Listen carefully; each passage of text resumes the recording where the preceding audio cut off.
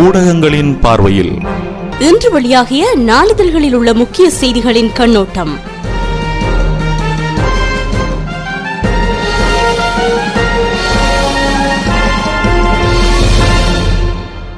ஜெனீவாவில் இலங்கை விவகாரம் தொடர்பாக ராஜதந்திரிகளின் கருத்தறியும் உப மாநாட்டை அமெரிக்கா நடத்தியுள்ளது. இருந்தபோதிலும் இந்தியா தொடர்ந்து மௌனம் காத்து வருகிறது. இந்த மௌனத்தை களைவதற்காக அமெரிக்க உயர்மட்ட குழுவினர் டெல்லி விஜயம் செய்துள்ளதாகவும் சில தகவல்கள் வெளியாகியுள்ளன. வணக்கம் நேயர்களே, இன்று மார்ச் மாதம் 9 வெள்ளிக்கிழமை வாரத்தின் வேலைப்பளுமிக்க இறுதி நாளின் ஊடகங்களின் பார்வை நிகழ்ச்சியூடாக இன்று உங்களை சந்திக்கிறேன். இன்று முதல் தமிழகத்திலிருந்து வெளிவரும் தினத்தந்தி, தினமணி, தினமலர் பத்திரிகைகளையும் அத்துடன் மலேசியாவில் இருந்து வெளிவரும் மக்களோசை பத்திரிகையையும் இணைத்துக் கொள்ளலாம் என இருக்கிறோம். இன்றைய தினம் முதலாவதாக யாழ்ப்பாணத்தில் இருந்து வெளிவந்துள்ள உதயன் பத்திரிகையை பார்க்கலாம். உதயன் பத்திரிகையின் இன்றைய பிரதான தலைப்புச் செய்தி: இலங்கைக்கு உதவ தென்னாப்பிரிக்கா தயார், ஆணைக்குழு பரிந்துரைகளை நடைமுறைப்படுத்தவும் ஊக்குவிப்பு என்ற பிரதான தலைப்புடன் அந்த பத்திரிகை வெளிவந்துள்ளது.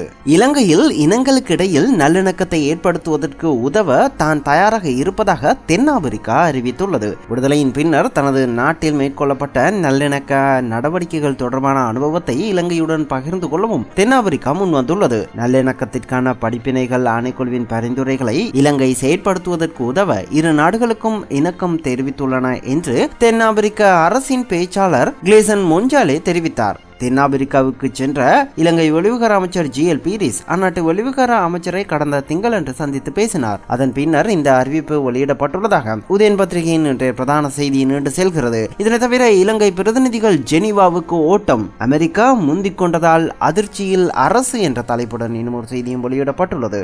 ஐநா மனித உரிமைகள் சபையில் அமெரிக்கா நேற்று முன்தினம் சமர்ப்பித்த தீர்மான வரவினால் பெரும் அதிர்ச்சியும் குழப்பமும் அடைந்துள்ளது இலங்கை அரசு. இதனால் அந்த தீர்மானத்தை எதிர்கொள்வது ஏற்கனவே ஜெனீவாவிலிருந்து திரும்பிய பிரதிநிதிகள் உட்பட இலங்கை அரசின் ராஜதந்திரிகள் பலர் ஜனாதிபதியின் உத்தரவிற்கு இணங்க ஜெனீவாவிற்கு ஓட்டம் எடுத்துள்ளனர். இந்த தீர்மான வரைவு இந்த மாத நடுப்பகுதியிலே சபையில் சமர்ப்பிக்கப்படும் என்று இலங்கை நம்பியிருந்தது. ஆனால் ஒரு வாரம் முன்னதாகவே இந்த தீர்மான வரைவு நேற்று முன்தினம் சபையில் சமர்ப்பிக்கப்பட்டு விட்டது. இதனை இலங்கை அரசு கொஞ்சமும் எதிர்பார்க்கவில்லை என்று கூறப்படுகிறது. இதனை அடுத்து ஜெனீவாவில் உள்ள இலங்கை குழுவை பலப்படுத்தும் அவசர நடவடிக்கைகளை இலங்கை அரசாங்கம் மேற்கொண்டுள்ளதாக அந்த செய்தி நீண்டு செல்கிறது. அத்துடன் தீர்மானத்தை ஏற்க முடியாது தமரா கூறுகிறார் என்ற தலைப்புடன் இன்னும் ஒரு செய்தியும் வெளியிடப்பட்டுள்ளது. இலங்கைக்கு எதிரான அமெரிக்காவின் பிரேரணைக்கு பல நாடுகள் எதிர்ப்பை வெளியிட்டுள்ளதாக ஜெனீவாவிற்கான இலங்கை பிரதிநிதி தமரா குணநாயகம் தெரிவித்துள்ளார். அபிவிருத்தி அடைந்து வரும் நாடுகள் மட்டுமின்றி ஐரோப்பிய ஒன்றிய நாடுகளும் இந்த திட்டத்திற்கு எதிர்ப்பை வெளியிட்டுள்ளன. இந்த பிரேரணையானது ஐக்கிய நாடுகள் மனித உரிமை பேரவையை ஒரு நீதிமன்றமாக மாற்றும் வகையில் அமைந்துள்ளது என்றும் இதனை ஏற்றுக்கொள்ள முடியாது எனவும் தமரா குணநாயகம் தெரிவித்துள்ளதாக அந்த செய்தியும் நீண்டு செல்கிறது. அத்துடன் தமிழகத்தையும் இலங்கையும் கருத்தில் கொண்டு இறுதி முடிவு, ஜெனீவா விவகாரம் குறித்து கிருஷ்ணா என்ற தலைப்புடன் இன்னும் ஒரு செய்தியும் வெளிவந்துள்ளது. ஜெனீவாவில் நடைபெற்றுக் கொண்டிருக்கும் மனித உரிமைகள் பேரவை கூட்டத்தொடரில் அமெரிக்கா கொண்டு வந்துள்ள பிரேரணை விவகாரத்தில் இலங்கைக்கும் இந்தியாவிற்கும் இடையிலான உறவுகளையும் தமிழகத்தில் நிலவும் உணர்வுகளையும் கவனத்தில் கொண்டே மத்திய அரசு இறுதி முடிவு எடுக்கும். பிரேரணையை இந்தியா ஆதரிக்க வேண்டும் என அதிமுக, காங்கிரஸ், திமுக ஆகிய கட்சிகள் உட்பட பல கட்சிகள் கோரிக்கை விடுத்துள்ளன. இது தொடர்பாக இறுதி முடிவை எட்டுவதற்கு முன்னர் புதுடில்லி அனைத்து அம்சங்களையும் தீவிர பரிசீலனைக்கு எடுத்துக்கொள்ளும். இவ்வாறு இந்திய வெளிவிகார அமைச்சர் SM கிருஷ்ணா தெரிவித்துள்ளதாக அந்த செய்தி நீண்டு செல்கிறது.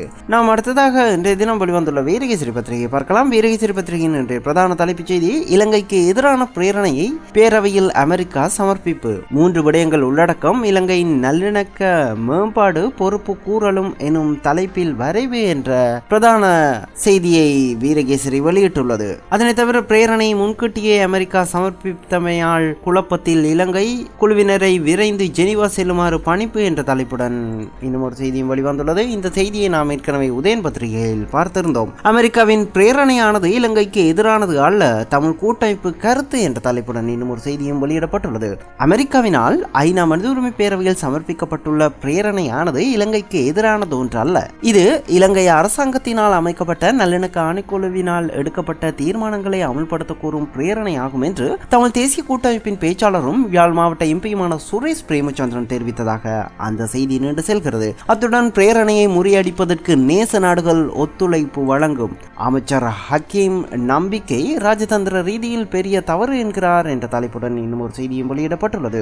ஜெனீவாவில் மனித உரிமைகள் பேரவையில் இலங்கைக்கு எதிரான ஒரு பிரேரணையை முன்மொழிவதற்கு அமெரிக்கா அறிவித்தல் கொடுத்திருப்பது மிகவும் துரதிர்ஷ்டவசமானது என நீதி அமைச்சரும் ஸ்ரீலங்கா முஸ்லிம் காங்கிரசின் தலைவருமான ரவுப் ஹக்கீம் தெரிவித்துள்ளார். ஊடகங்களுக்கு இது தொடர்பில் அவர் மேலும் தெரிவித்த போது, இதனை தவிர்த்துக் கொள்வதற்காக நாம் பல முயற்சிகளை மேற்கொண்டோம். ஆயினும் அரசியல் காழ்ப்புணர்ச்சி கொண்டு அமெரிக்காவும் அதன் சில நேச நாடுகளும் இலங்கைக்கு எதிராக இந்த பிரேரணையை முன்மொழிந்திருந்தாலும் கூட இலங்கை அரசாங்கம் உள்நாட்டில் நல்லிணக்கத்தை ஏற்படுத்துவதற்கான முயற்சிகளில் காட்டி வரும் ஆர்வம் குறித்து மிகவும் தெளிவாக அறிந்து வைத்திருக்கும் எமது நேச நாடுகள் இந்த பிரேரணையை முறியடிப்பதற்கு ஒத்துழைப்பு வழங்கும் என எதிர்பார்ப்பதாக ரவுப் ஹக்கீம் தெரிவித்துள்ளார். அத்துடன் அமெரிக்காவின் பிரேரணை தோற்றதாக சரித்திரம் இல்லை என தமிழ் தேசிய கூட்டமைப்பின் MA சுமந்திரன் கூறுகிறார். இந்த செய்தியையும் அதனை தவிர தமிழர்களின் நலன் சார்ந்து இந்தியா முடிவெடுக்கும் இந்திய துணை அமைச்சர் நாராயணசாமி என்ற தலைப்பில் இன்னும் ஒரு செய்தியையும் வீரகேசரி அதன் முன்பக்கத்தில் வெளியிட்டுள்ளது.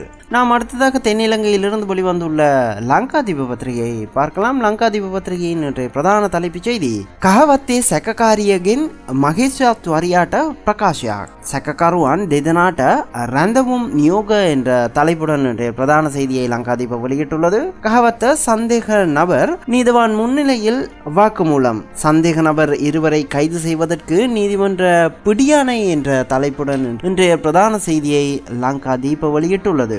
அடுத்ததாக நாம் டெய்லி மிரர் பத்திரிகையை பார்த்தால், டெய்லி மிரர் பத்திரிகையின் இன்றைய பிரதான தலைப்புச் செய்தியும் கஹவத்த பிரதேசத்தில் இடம்பெற்ற இரட்டை கொலை சம்பவம் தொடர்பாக நடைபெற்ற வழக்கு விசாரணையை இன்றைய பிரதான செய்தியாக டெய்லி மிரர் வெளியிட்டுள்ளது. அத்துடன் நேற்று சர்வதேச மகளிர் தினத்தை முன்னிட்டு பெண்கள் உரிமை கோரி நடத்திய ஆர்ப்பாட்டத்தின் போது எடுக்கப்பட்ட புகைப்படத்தை டெய்லி மிரர் அதன் முன்பக்கத்தில் பிரதானமாக வெளியிட்டுள்ளது. அதனை தவிர US resolution India undecided on response என்ற தலைப்பில் இன்னும் ஒரு செய்தியும் வெளிவந்துள்ளது. அமெரிக்கா இலங்கைக்கு எதிராக முன்மொழிந்துள்ள பிரேரணை குறித்து இந்தியா இன்னமும் இறுதி முடிவு எடுக்கவில்லை என அந்த தலைப்புச் செய்தி வெளியிடப்பட்டுள்ளது. SM கிருஷ்ணா தெரிவித்த கருத்தை அவ்வாறு டெய்லி மிரர் பத்திரிகை அதன் முன்பக்கத்தில் வெளியிட்டுள்ளது. நாம் அடுத்ததாக இன்றைய தினம் வெளிவந்துள்ள திவைன பத்திரிகையை விரைவாக பார்க்கலாம். திவைன பத்திரிகையின் இன்றைய பிரதான செய்தியாகவும், கஹவத்தே காத்தனைய சக்கக்காரிய ரீமான் சக்கக்காருவான் 48ක් போலீசியை ரந்தவாகன என்ற தலைப்பில் அந்த பிரதான செய்தி வெளியிடப்பட்டுள்ளது. கஹவத்த கொலை சம்பவம் பெண் சந்தேக நபர் விளக்கமறியலில் சந்தேக நபர்கள் 48 மணி நேரம் போலீஸ் தடுப்பு காவலில் வைக்கப்பட்டிருந்ததாக அந்த பிரதான செய்தியை திவைன பத்திரிகை வெளியிட்டுள்ளது. அதனை தவிர சர்வதேச மகளிர் தினத்தை முன்னிட்டு இலங்கையில் நேற்று பெண்கள் அமைப்பினர் நடத்திய ஆர்ப்பாட்டத்தின் போது எடுக்கப்பட்ட புகைப்படத்தை திவைன பத்திரிகையும் அதன் முன்பக்கத்தில் பிரதானமாக வெளியிட்டுள்ளது. நாம் அடுத்ததாக தமிழகத்தில் இருந்து வெளிவந்துள்ள தினமணி பத்திரிகையை பார்க்கலாம். தினமணி பத்திரிகையின் இன்றைய பிரதான தலைப்புச் செய்தி, போர்க்குற்றம் ஐநாவில் அமெரிக்கா தீர்மானம் என்ற பிரதான தலைப்புடன் அந்த பத்திரிகை வெளிவந்துள்ளது. இலங்கையின் போர்க்குற்றம் தொடர்பான வரைவு தீர்மானத்தை ஜெனீவாவில் நடந்து வரும் ஐநா மனித உரிமை பேரவையின் கூட்டத்தில் அமெரிக்கா புதன்கிழமை கொண்டு வந்தது என அந்த பிரதான செய்தி நீண்டு செல்கிறது. இந்த செய்தியை நாம் ஏற்கனவே தாயக நாளிதழ்களில் விரிவாக பார்த்திருந்தோம். அத்துடன் தமிழக மக்களின் உணர்வுகளுக்கு மதிப்பளிப்போம் என இந்திய வெளிவிவகார அமைச்சர் SM கிருஷ்ணா தெரிவித்த கருத்தையும் தினமணி பத்திரிகை பிரதானமாக அதன் முன்பக்கத்தில் வெளியிட்டுள்ளது. அதனை தவிர தொடங்கியது +2 பொது தேர்வு என்ற ஒரு பிரதான புகைப்படத்தையும் தினமணி அதன் முன்பக்கத்தில் வெளியிட்டுள்ளது. அத்துடன் மத்திய அரசுக்கு நெருக்குதல் தர மாட்டோம் என தினேஷ் திரிவேதி தெரிவித்த ஒரு கருத்தையும் தினமணி அதன் முன்பக்கத்தில் வெளியிட்டுள்ளது. மத்திய அரசுக்கு நெருக்குதல் தரமாட்டோம் என்று திரிணாமுல் காங்கிரஸ் கட்சியின் தலைவர்களில் ஒருவரும் ரயில்வே அமைச்சருமான தினேஷ் திரிவேதி தெரிவித்துள்ளார். 5 மாநில தேர்தல் முடிவுகள் வெளியான நிலையில் நாடாளுமன்றத்திற்கு இடைத்தேர்தல் வரக்கூடும் என்றும் மத்திய அரசு ஒரு நொண்டிவாத்து என்றும் திரிவேதி கருத்து தெரிவித்திருந்தார். இந்த கருத்து குறித்து எழுந்த எதிர்ப்பை சமாளிக்கும் வகையில் செய்தியாளர்களிடம் மத்திய அரசுக்கு நெருக்குதல் தரமாட்டோம் என தெரிவித்துள்ளதாக அந்த பிரதான செய்தி நீண்டு செல்கிறது.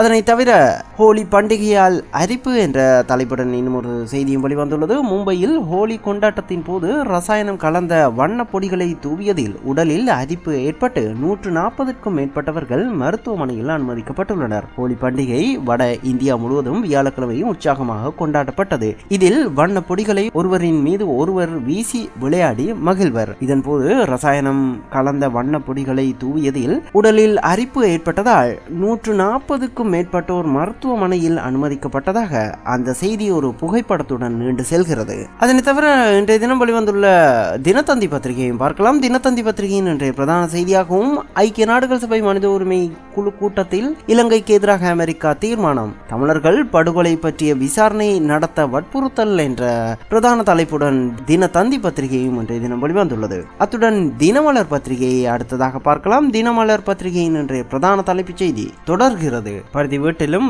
ரெய்டு, 16வது மாஜி சிக்கினார் என்ற கேள்விக்குறியோடு ஒரு செய்தி வெளிவந்துள்ளது. வருமானத்திற்கு அதிகமாக சொத்து சேர்த்தது தொடர்பாக முன்னாள் அமைச்சர்கள் 15 பேரின் வீடுகளில் போலீசார் சோதனை நடத்தியிருந்த நிலையில் 16வது ஆளாக முன்னாள் அமைச்சர் பருதி இளம்வழுதியும் இந்த பட்டியலில் இடம்பெற்றுள்ளார். ஊழல் தடுப்பு போலீசார் பருதி வீட்டிலும் உறவினர் வீடுகளிலும் நேற்று சோதனை நடத்தி முக்கிய ஆவணங்களை கைப்பற்றியுள்ளனர் என அந்த செய்தி நீண்டு செல்கிறது. நாம் அடுத்ததாக மலேசியாவில் இருந்து வெளிவந்துள்ள மக்களோசை பத்திரிகையை பார்க்கலாம். மக்களோசை பத்திரிகையின் இன்றைய பிரதான தலைப்புச் செய்தியாக சுசிலாவதி கொலை வழக்கில் எதிர்வாதமா, ஏப்ரல் 30 தீர்ப்பு என்ற பிரதான தலைப்புடன் அந்த பத்திரிகை வெளிவந்துள்ளது. நாட்டை உலுக்கிய பிரபல கோடீஸ்வரி டத்தோ சுசிலாவதி உட்பட 4 படுகொலை செய்யப்பட்டதாக கூறப்படும் வழக்கு விசாரணையின் தீர்ப்பு ஏப்ரல் 30 அறிவிக்கப்படும் என இங்குள்ள உயர் நீதிமன்ற நீதிபதி டத்தோ ஹாஜி அக்தார் பின் தாகிர் அறிவித்துள்ளதாக இன்றைய அந்த பிரதான செய்தி நீண்டு செல்கிறது. இதனை தவிர அரசு ஊழியர்களுக்கு 7 முதல் 13 வரை சம்பள உயர்வு, பிரதமரின் இனிப்பான செய்தி என்ற தலைப்புடன் இன்னும் ஒரு செய்தியும் வெளிவந்துள்ளது. அரசாங்க ஊழியர்களுக்கு SPPA சம்பள திட்டம் ரத்து செய்யப்படும் வேளையில் SSM சம்பள திட்டம் மீண்டும் அறிமுகப்படுத்தப்படும் என்று மலேசிய பிரதமர் Dato Sri Najib Tun Razak நேற்று அறிவித்தார். SSM சம்பள திட்டம் மறுசீரமைப்பு செய்யப்படும் எனவும் அவர் குறிப்பிட்டார். தரம் 1 முதல் 54 வரையிலான நிர்வாக நிபுணத்துவ துறைகளில் பணிபுரியும் பொது சேவை ஊழியர்களுக்கு 13 விழுக்காடு சம்பள உயர்வு வழங்கப்படும் எனவும் மலேசிய பிரதமர் அறிவித்துள்ளதாக அந்த செய்தி நீண்டு செல்கிறது. மலேசிய மக்களுக்கான அந்த இனிப்பான செய்தியோடு இன்றைய ஊடகங்களின் பார்வை நிகழ்ச்சி நிறைவுக்கு வருகிறது. இலங்கை தமிழர்கள் ஆவலோடு எதிர்பார்த்துள்ள ஜெனீவாவில் என்ன நடக்கப் போகிறது என்ற மேலும் பல தகவல்களோடு அடுத்த வாரம் இதே நிகழ்ச்சியில் உங்கள் அனைவரையும் சந்திக்கும் வரை உங்களிடமிருந்து விடைபெறும் நான் VAK. வணக்கம் நேயர்களே.